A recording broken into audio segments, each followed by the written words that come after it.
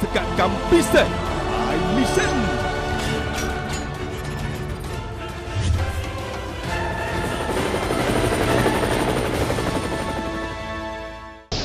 ជំរាបសួរ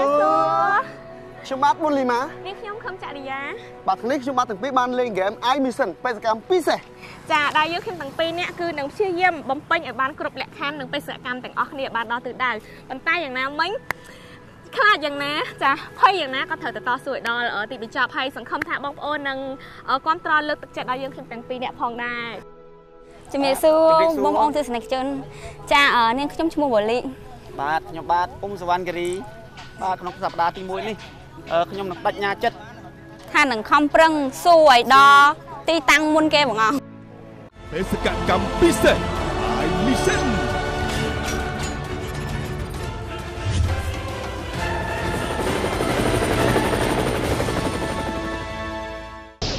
ជំរាបសួរ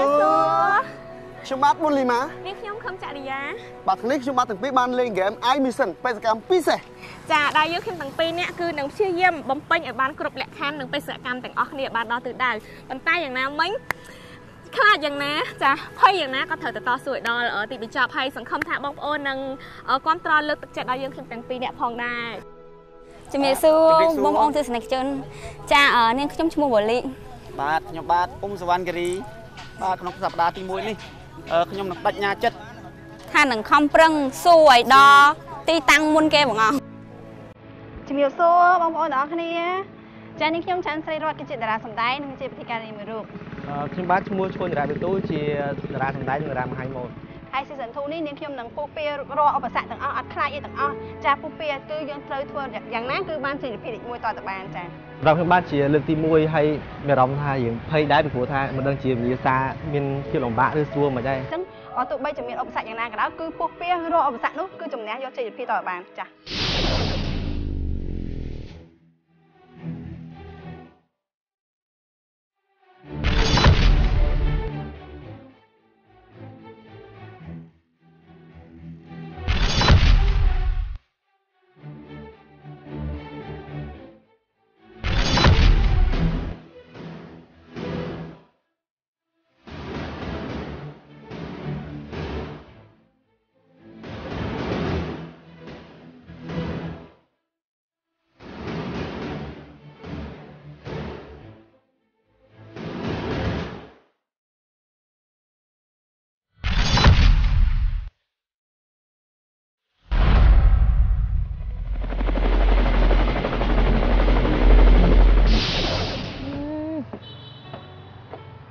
ធ្វើការនឹងមកមុនគេហ្មងមនុស្សចេញមកញ៉ាំមិនចេះសោតខ្លួនឯងចាំមិនថារងថ្ងៃកម្មវិធីចង់10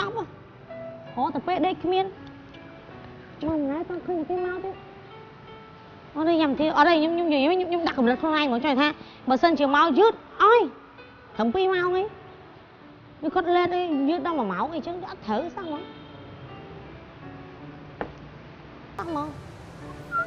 កពេលណាក៏លឿនជាងគេរហូតអញ្ចឹងទឿនមកឲ្យដេកដែរមកឲ្យដេកផ្ទះសិន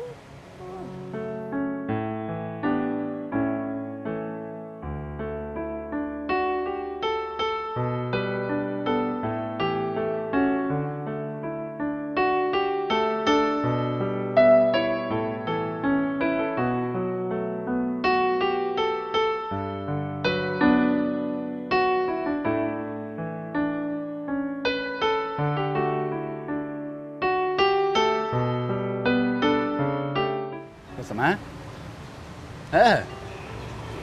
Ui. Sao Sama? Sao nay mà kê như được? Hả? Giúp mấy ăn cho tét đi. Ăn cho hả? Hả? Thấy mấy mà kê nó để ăn ở ngoài khăn này chưa? Nơi xuống kia tiết, mình mà màu kia này như tao mà mua pram cái làm mà cái làm mà dương ở ngay mình cột căng nhé, xuống ở ngay mình cầm thi mà, khơi như mình cầm thi lạc độc á, để sao để như mình đi cột căng nhé, là mà coi sao, tôi mời mày nè. ហើយមិនស្ដាប់គេខុសប្រាប់វិញអត់គេថាឲ្យមក7ហើយយើងមក4ខុសខ្លួនឯងទៅយើងមកគេចាំខ្លួនឯងទៅណាគេប្រាប់user គាត់ប្រាប់គាត់ថាមកដល់ម៉ោង7កម្មវិធីដៃគេរត់ម៉ោង4ហើយចុះណាគេប្រាប់ថាម៉ោង5កន្លះហ៎7យកសពខ្លួនឯងមកអង្គុយចាំខ្លួនឯងសង្ស័យយប់មិញចាប់ចូលផ្ទះដាច់យប់មកដេកនឹងចាំដឹងហ្មងអូខ្ញុំឆៃមើលកម្មវិធីខំខ្ញុំឆៃមើលកម្មវិធីចាក់បាល់ហ្នឹង អាចដឹងពីកំហុសខ្លួនឯងចឹងគ្រប់ពេលវេលាបានល្អចាំមកថាមនុស្សយើងគិតថាស៊ីសងអត់ល្អមែនលើទៅណាទៀតនេះតែគាត់ថាអត់ដឹងថាក្នុងសប្តាហ៍នឹងមិនដឹងថាទៅខេត្តណាទេតែគាត់ថាឲ្យត្រៀមលីអូឲ្យច្រើនតិចអាចចុះទឹកច្រើនជាងខ្ញុំមានតែ2មួយលហែកទៀតហ៎មួយលហែកមួយស្ទឹកមានអីអាមួយលហែកយើងដេកប៉ះហើយយើងទៅបន្តទៀតទៅចាំចូលផ្សារទិញតិចណាចាំជួយរើអីបងតាមតម្រុយមកដូចថាវិញ្ញាសានៅក្នុងសប្តាហ៍ហ្នឹងមកដល់ថ្មីឲ្យស្អុយងាត់មកព្រលឹមពេកបានមានពេលមើលមកទីមកមិនញ៉ាំផ្អកមែនហ៎មានហ្នឹងសាច់ជ្រូកពងទៅលួងមកតិចមកមកទៅណាទៀតទៅណា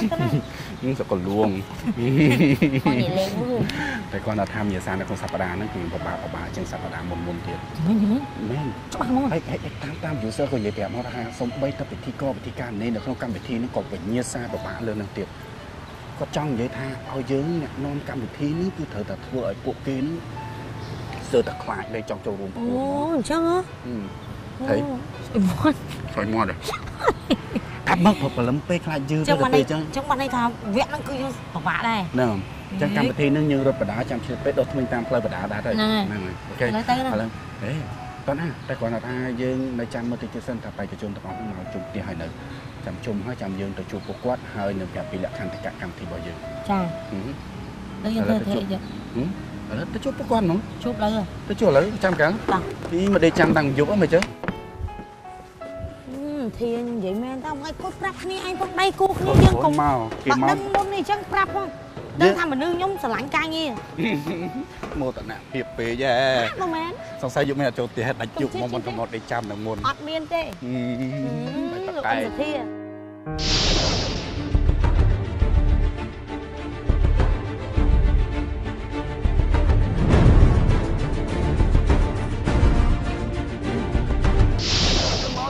មែនតើនោះចាំមើលអូសាត់មើលកម្មវិធីរបស់យើងគឺតែទៅធ្វើ5កន្លះឲ្យចាំនៅនោះមិនមកនេះលូច្រើនណាស់ឡើងដល់កន្លែងទៅអូយមកហ្នឹងសុំទៅឲ្យគេចាំទៅឆ្លងតែមកសុំទៅអូនកម្មវិធីនេះកម្មវិធីមនុស្សធំកម្មវិធីកុមារមានអូនណាចាសុំទៅស្លាយទេសុខស្លាយតែមកហៅបែកជិះនេះមកយើងដឹងហើយណាថាគាត់នឹងណាគេគាត់ណាគេហ៎គាត់ណាគេបើយើងគាត់នឹងមិនប្រញាប់ទៅដេញគាត់ទៅចុះណាគេថាមកវ៉ាស៊ីណូចូលលេងបងចាំឡើងគេងចង់គេងម្ដងបានហើយគេសិនក៏ប៉ាដេញគេស៊ូគេសិនដេញលោកចាំឡើងយូរនេះទៅមកកម្មវិធីណាយកកិត្តិយសហ่ะយកកិត្តិយសហ่ะតារាកិត្តិយសហ่ะចាំនេះសឹកកែងមួយជើងអស់ហ่ะចាំមានគេដាក់ឈ្មោះខុសឈ្មោះណាម៉េចឥឡូវគេដាក់ឌីចយនិយាយម្ដងចំណោមមួយចឹងអញ្ចឹងមានន័យថាអញ្ចឹងតើអ្នកទាំង6នាក់គឺសិស្សតែបេក្ខជនចូលរួមនៅក្នុងកម្មវិធីរបស់យើងក្នុងសប្តាហ៍ហ្នឹងមែនទេចាបេក្ខជនសួរអញ្ចឹងមិនដឹងលើក្រោយទុកចិត្តតែមកដេញគេឃើញអាហ្នឹងគឺជាបង្ហាញថាយើងអត់មានជីវធម៌មួយចុះឌីលមិនឌីលទេគាត់តែចង់ប្រាប់ណាអត់ដឹងអីហ្មងអធិស្ឋានទៅសារគាត់អត់បានដឹងហើយណាមួយគាត់ពីយប់ដូចជាមិនសូវបានគេងផងហីចុះចាញ់និយាយថាចេះណាគេអ្នកប្រែងខ្ញុំមក5កន្លះហើយអត់ចាំនៅកន្លែងនោះមកមុនមកខ្លួនឯងគេណាត់ម៉ោង7បាទ3ជាងទៀតការខ្ញុំខូចហើយមើលយើងម៉ោងប៉ុន្មានដូចសរេដូចឡើងពី3ម៉ោងមិនទេម៉ោងប៉ុណ្ណឹងឥឡូវនេះបានជួបអ្នក6នាក់បាទជំរាបសួរហើយស្វាគមន៍សម្រាប់ការចូលរួមជាមួយនឹងកម្មវិធី I Mission Season 2នៅក្នុងសប្តាហ៍នេះហើយអ្នកទាំង6រូបគឺសិស្សតែថ្មីហ្នឹងមែនទេមានអ្នកខ្លះក៏ធ្លាប់ចូលរួមខ្លះដូចយ៉ាងធ្លាប់ធ្លាក់ក៏ចាញ់អត់តន់ធ្លាប់ឈ្នះប៉ុន្តែលើកហ្នឹងអូនឹងចាញ់ទៀតទេខ្ញុំពិសោធន៍វាអត់តលើកហ្នឹងមិនបាទក៏មិនប្រកាសថាតែមានបទពិសោធន៍ហើយនឹងទទួលបានជ័យជំនះអត់ចាញ់ណាតាមអ្វីដែលសំខាន់ណាសម្រាប់បេក្ខជនដែលគាត់ចូលលេងហ្នឹងគឺបូកផ្សំនឹងប្រេងសំណាងចាប៉ុន្តែថាប្រេងសំណាងយើងវាស្នាយើងវាសៃឡើងអញ្ចឹងទៅជួនកាលគ្រាន់តែយើងដើរជពុកជើរើបានមីអីចឹងទេចានិយាយតែចេះវាស្នាមើលឃើញសំណាងរបស់យើងក៏មើលអត់ឃើញដែរតែបើសិនជាក្នុងក្រុមទាំង3មានអ្នកណាគេដែលលេងខូចគេបើថាលេងក្បត់វិញ្ញាសាគឺភាគច្រើនគឺត្រូវលាក់ស្មារតីកម្មវិធីយើងអត់ខ្ញុំនិយាយមែនស្បែកខ្ញុំលេងមានខ្ញុំបាយសុញទឹកឲ្យមកមិនមកសុញទឹកហើយហើយមានបេក្ខជនលេងខូចដែរខ្ញុំហ្នឹងឯងពីដងបាទដូច្នេះសូមជម្រាបជូនសម្រាប់លក្ខន្តិកៈជាមួយនឹងកម្មវិធីរបស់យើងហើយអ្នកដែលគាត់បានធ្លាប់ចូលប្រកួតនេះគឺគាត់បានដឹងហើយដោយឡែកអ្នកដែលមិនទាន់បានចូលរួមប្រកួតគឺកម្មវិធីរបស់យើងគឺមិនតម្រូវឲ្យប្រើលុយជាដាច់ខាត បាទគឺមានតែម្រាមដៃ10ដើម្បីសំពះសុំចំនួនពីពុកម៉ែបងប្អូនទាំងអស់គ្រប់វិញ្ញាសាទាំងអស់អញ្ចឹងអ្វីដែលសំខាន់បំផុតគឺយើងត្រូវតែត្រៀមនៅអ្វីដែលហៅថាជីវធម៌សភាវធម៌ដើម្បីបង្ហាញទៅដល់ពួកគាត់ដើម្បីឲ្យពួកគាត់ជួយយើងដើម្បីឲ្យទៅរកក្នុងវិញ្ញាសាមួយបានជោគជ័យហើយមួយទៀតអ្វីដែលសំខាន់សម្រាប់បេក្ខជននីមួយៗនៅពេលដែលគាត់កាត់គួតគឺគាត់ចង់តែចង់ឈ្នះអញ្ចឹងនៅពេលមួយគាត់បាត់បង់អ្វីដែលចាភាពការរកអាចតំណែងជាមួយជាជនចឹងនៅពេលណាដែលគាត់បានជួលយើងហើយគឺអ្វីនេះគឺជាសទ្ធាចិត្តទឹកចិត្តរបស់គាត់តែគាត់ចេញចាក់សាំងខ្លួនឯងអ្វីគឺគាត់ពេលវេលារបស់គាត់អញ្ចឹងនៅពេលខ្លះយើងគាត់ចង់ឈ្នះគាត់ជិះដល់ពុកយើងគាត់ទៅវឹងតែបាយគាត់យើងអរគុណគាត់ទៅមួយម៉ាត់ទៅអញ្ចឹងបីមកជាជនគាត់មើលនោះគឺគាត់ឃើញថាយើងមានសុជីវធម៌ត្រឹមត្រូវចាបាទហើយអ្វីដែលសំខាន់នោះកម្មវិធីរបស់យើងគឺបានរកគឺចំនួន3ក្រុមហើយដែលគាត់បានមានសមត្ថភាពចូលរួមប្រកួតឈ្នះនៅក្នុងខែនីមួយៗនៅឡើយនៅសល់តែ2ក្រុមទៀតទេដើម្បីជ្រើសរើសយកមកប្រកួតក្នុងវគ្គផ្ដាច់ព្រាត់ចំនួន5ក្រុមដូច្នេះសង្ឃឹមថាអ្នកទាំង6រូបនឹងមានសមត្ថភាពធ្វើយ៉ាងណាបង្ហាញសមត្ថភាពអស់ដើម្បីចូលរួមប្រកួតនៅក្នុងវគ្គផ្ដាច់ព្រាត់ជាមួយអ្នកដែលខ្លាំងបាទហើយអរគុណហើយកម្មវិធីរបស់យើងដែលអាចដំណើរការមកបានរហូតដល់ពេលនេះក៏ដោយមានការចូលរួមឧបត្ថម្ភធំពី Ice Water Fun ភេសជ្ជៈបើកម្លាំង Red Bull ចូលបងមកឈ្មោះដែរបងអូខ្ញុំឈ្មោះបាទអូនសវណ្ណគិរីនេះសុំខ្ញុំថាខេងសោះខេងសុំសវណ្ណគិរីនៅសាតែហុយហាអូនអូខេបងនិយាយលេងទេចាអរគុណតែសម្រាប់កម្មវិធី I Mission Season 2 យើងចាក៏មានចាបដិខាពេទ្យមួយចំនួនតូចសម្រាប់ជូនដល់បេក្ខជនម្នាក់មួយផងដែរចាក្នុងមួយក្រុមគឺយើងមានមកប្រអប់ចានៅក្នុងនោះគឺមានសម្លៃមានទឹកគេហៅពពុះដើម្បីលាងដំបៅពេលខ្លះបេក្ខជនគាត់បញ្ញាក់ពេកគាត់រត់ទៅគាត់អាចដួលកលិតដៃកលិតជើងគឺយើងមានទឹកថ្នាំក្រហមចាមានហើយជាពិសេសចុកដៃចុកជើងហើយដៅខ្លួននេះគឺយើងមានបិទអីទាំងអស់ចាចឹងតែជូនឲ្យអ្វីដែលសំខាន់ទៀតពេលយើងរត់គឺយើងអស់កម្លាំងអញ្ចឹងគឺមានភេសជ្ជៈ Red Bull ទុកជូនចាហើយនឹង Ice Cola បងដែរចាហើយមួយទៀតអ្វីមួយទៀតនៅពេលដែលយើងធ្វើដំណើរពេលខ្លះយើងក៏អាចបានធ្វើដំណើរស្រួលទៅយើងបានរថយន្តណាតែពេលខ្លះយើងជិះម៉ូតូអញ្ចឹងទៅគឺយើងត្រូវតែប្រើមុខសុវត្ថិភាពចាអញ្ចឹងសូមកុំភ្លេចហើយជាពិសេសត្រូវតែដាក់តាមខ្លួនហ៊ានតែបាត់កាត់លុយណាបងប្អូនណាចាបាទអរគុណទាំងអស់នេះគឺសិតសឹងតែជារបបបំរុងសម្រាប់ឲ្យអ្នកទាំង6រូបការពារខ្លួនហើយពេលណាដែលហត់នឿយយើងអាចពិសាបានជាមួយនឹងភេសជ្ជៈបើកម្លាំងទាំងអស់នេះហើយអ្វីដែលគ្រប់បែបយ៉ាងទាំងអស់ដូចបានទស្សនាបានជម្រាបជូនអញ្ចឹងដូច្នេះជូនពរអ្នកទាំង6រូបនៅក្នុងសប្តាហ៍នេះធ្វើយ៉ាងណាបំពេញកាតព្វកិច្ចខ្លួនឯងឲ្យបានល្អហើយជៀសវាងថែរក្សាជាងគេ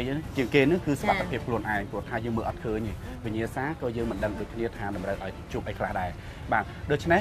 នៅក្នុងពេលនេះខ្ញុំនឹងប្រកួតវិញ្ញាសាជូនទៅដល់អ្នកទាំង6រូប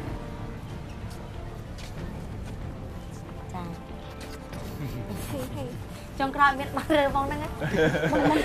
ចាអរគុណអញ្ចឹងពេលដែលយើងអានឲ្យសូមឲ្យយល់ជាមួយនឹងវិញ្ញាសាយើងចាអានឲ្យច្បាស់ណាចាបាទអរគុណដូច្នេះអ្នកទាំង6រូបបានទទួលនៅវិញ្ញាសាហើយជូនពរអ្នកទាំង3ក្រុមទទួលបានជោគជ័យហើយពួកយើងនឹងជួបគ្នានៅគោលដៅចុងចាអរគុណចឹងសូមបេក្ខជនចាក្នុងមួយក្រុមចាអញ្ជើញយកភេសជ្ជៈចា Ice Water Fun ហើយនឹងភេសជ្ជៈបើកម្លាំង Red Bull ផងដែរហើយនឹងអូខេបដិខាពេទ្យមួយចំនួនតូចផងដែរចាហើយនឹងមួកការពារសុខភាពចាយើងមានរបួសជាយថាហេតុតែយើងមិនដឹងដែរណានៅមួកការពារចា2ចាអរគុណចាក្រុមទី2បងយកមួកក៏ស្អាតចាបងខេងយកថៃបងយកថៃចា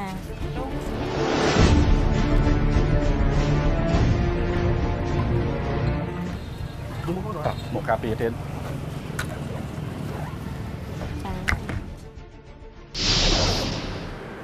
សប្តាហ៍នេះចៅអតិកាមុតតាមផ្លូវជាតិលេខ 6A ចន្លោះមង្គលម៉ែត្រលេខ57ដល់59តោះបងតោះទៅមុខបកគោលេខ57 59បកគោចាតាមបកគោ59ឆ្ងាយណាស់ឆ្ងាយសុំឡាយជីម៉ូតអត់ទេយើងសួរផ្លូវគេសិនមានន័យថាផ្លូវជាតិលេខ 6A ត្រូវហើយក៏ប៉ុន្តែយើងមើលតាមបកគោលេខបងបកគោលេខ59អញ្ចឹង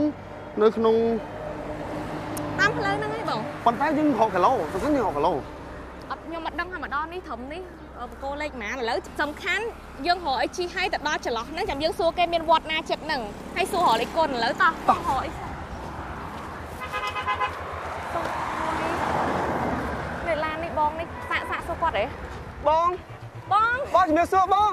ខ្ញុំមកពីកម្មវិធី I Mission បងតែខ្ញុំអាចសុំបងធ្វើដំណើរជាមួយបងព្រោះខ្ញុំត្រូវរកបច្ចេកទេសវត្តចាអត់អីបងឲ្យទៅចាំយើងអរគុណបងអូ អរគុណច្រើនបងបាទបង អរគុណច្រើនបង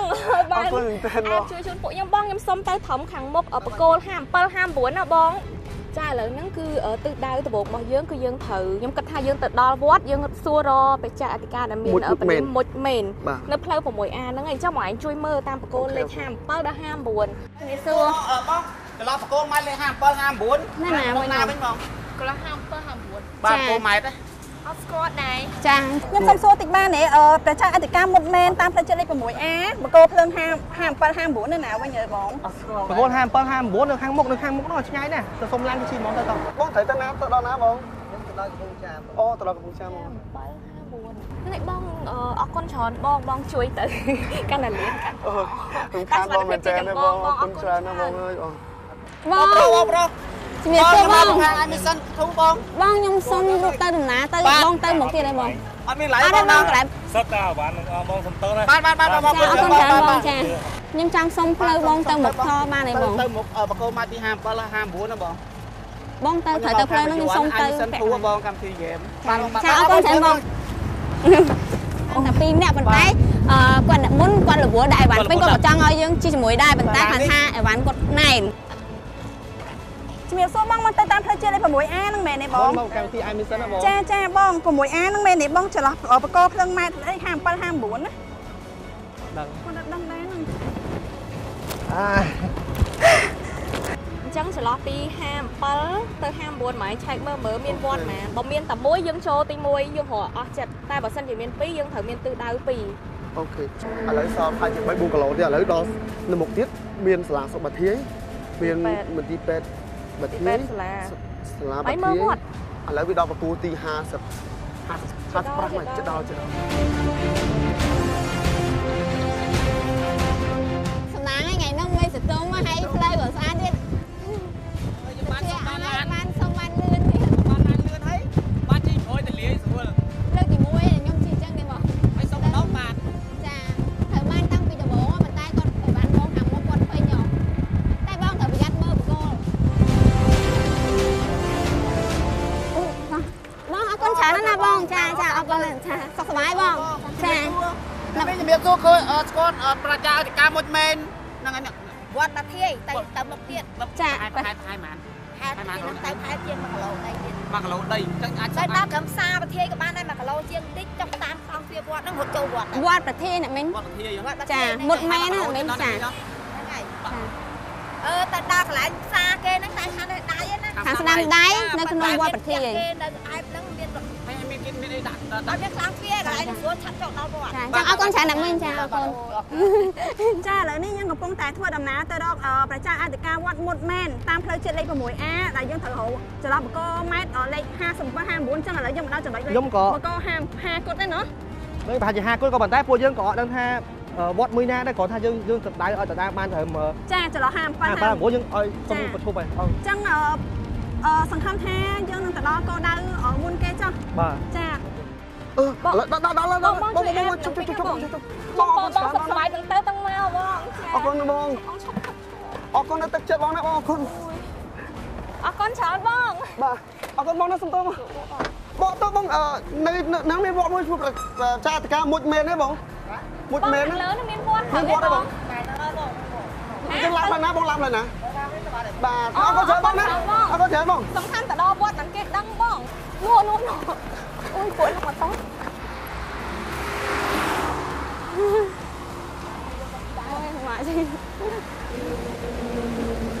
ខ្ញុំសុំតបបង ទៅវត្តប្រធាយហ៎បងតាប្រធាយបងស្គាល់តាអរគុណច្រើនបងណាអរគុណខ្លះបងបាទអូយអាលីហេមែនតើគាត់ចុះទៅលើឡានភ្លាមប៉ឃើញអ្នកមីងចាតាមតែសួរអ្នកមីងបានដំបងគេគឺគាត់ស្គាល់ភ្លាមមកនិយាយឈ្មោះគាត់អស់គាត់ស្គាល់ឡើងចូលមកអូធំសាប្រធាយឲ្យអូនឈប់ធំសាប្រធាយហ្នឹងទៅឃើញផ្លូវមួយបត់ស្ដាប់អាហ្នឹងផ្លូវអាចជាគាត់ឃើញផ្ទះគាត់មិញគាត់អ្នកឆ្លាក់រូបបដិមាព្រះអង្គអញ្ចឹងប្រហែលជាតាមវត្តអីគេមកជាវច្រើនអញ្ចឹងគាត់ស្គាល់អាចចៅអធិការហើយហេងនិយាយថាហេងថ្ងៃហ្នឹងសុំមួយបានមួយសួរមួយគាត់ស្គាល់មួយហ្មងបងប្រុសអរគុណបងអរគុណបងទាំងអស់គ្នាណាបងចាបងប្រុសឲ្យបងប្រុសចិត្តបានឲ្យខ្ញុំជិះ ខ្ញុំមកកម្មវិធី iMission ហ្នឹងអត់មានអីក្នុងខ្លួនទេបងដើម្បីលុយដល់គេអត់ឲ្យគឺ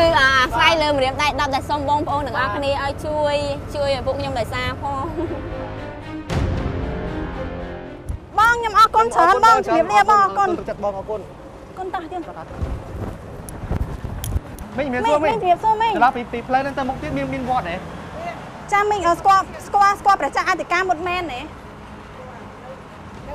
នឹងវត្តនេះគេមីងវត្តនេះគេដែរវត្តបធាយទៅដល់ជួបវត្តបធាយប្រហែលជាប៉ុន្មានម៉ែត្រទៅមីង100ម៉ែត្រនៅលើភ្នំ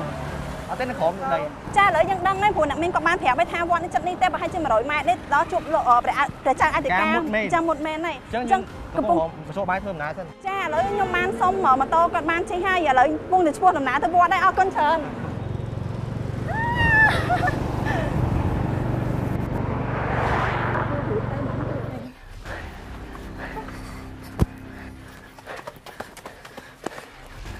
ណាស់ហ្នឹងលោកកណាចង់ជួបបច្ចេកទេសការមួយមែនសូមជុំ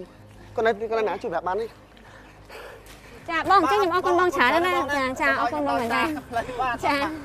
លោកពូខ្ញុំសុំសួរមើលលោកពូមានស្គាល់បច្ចេកអធិការមុខមែនទេលោកពូមានពូគាត់ថានៅវត្តបធាទេលោកពូមានស្គាល់វត្តបធាហើយក្រោយវិញពូចាអញ្ចឹងអរគុណច្រើនលោកពូចាជំរាបលាវែងតែមិនតិច2ម៉ោង3ម៉ោងមែនតិចទេនិយាយទៅតាំងពីវគ្គដំបូងមកមែនពួកយើងឡើងឡានយើងហៅបានដំបូងហើយតែយើងទៅជាវែងពូនោះគាត់ថាគាត់ស្គាល់អត់មានស្គាល់គាត់ថាគាត់អត់ស្គាល់វិញវែងបងវិញ10គីឡូជាបងជំរាបសួរបងខ្ញុំមកពីកម្មវិធី iMission ខាងសមយ័នហើយខ្ញុំសូមដោយសារបងបានអីដោយសារបងខ្ញុំអត់មានលុយចាអរគុណច្រើនបងខ្ញុំតែសុំត្រឹមប្រធាយបងស្គាល់ប្រធាយអីបងចា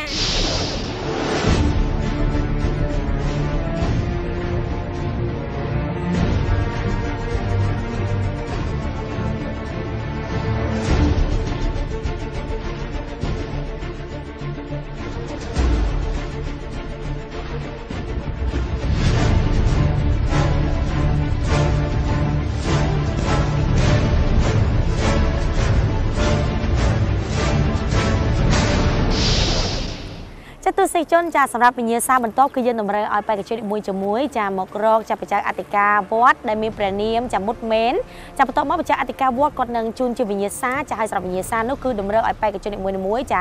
ឡើងដើមឈើចាបន្ទាប់មកស្វែងរក10ពាក្យដែលក្នុងពាក្យនោះគឺនៅក្នុងក្អមផងដែរចាហើយនឹងទទួលបាននៅគោលដៅបន្តផងដែរ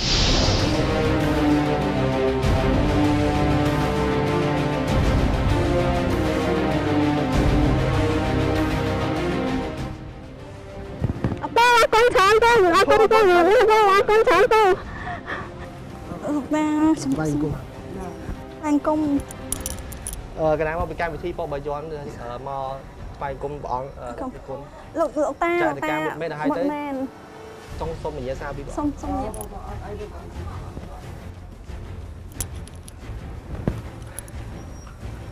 លោកពូចាំវិញហ្នឹងអរគុណតែកណ្ដាលស្វែងគុំនេះបង